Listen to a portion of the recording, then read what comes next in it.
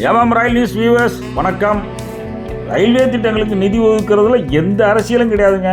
ஒவ்வொரு மாநிலத்துக்கும் எவ்வளவு ஒதுக்கியிருக்காங்கிற விவரத்தை சொல்லிடுறேன்.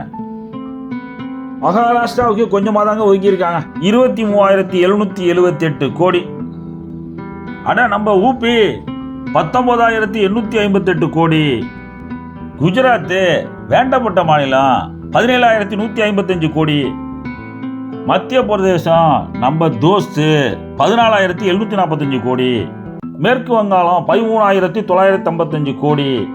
ராசியாக இருப்பாங்களோ.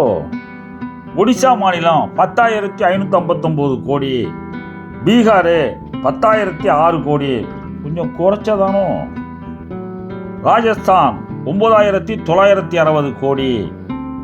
ஆந்திரா 9,417 கோடி. மனுஷன் கொஞ்சம் அசந்துட்டாருன்னு நினைக்கிறேன்.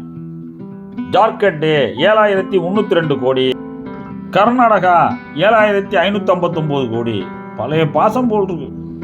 சத்தீஸ்கர் 6,925 கோடி, சின்ன மாநிலம், அது போதும்.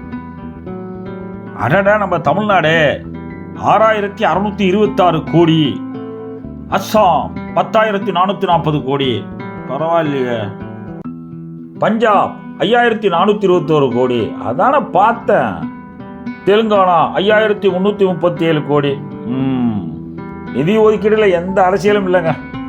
நியாயமாக பார்த்து ஒதுக்கியிருக்கோம், நம்புங்க.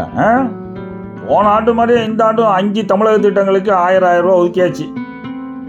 திண்டிவனம் திருவண்ணாமலை, அத்திப்பட்டு புத்தூர், ஈரோடு பழனி, சென்னை கடலூர், திருப்பெரும்புத்தூர் கூடுவாஞ்சேரி.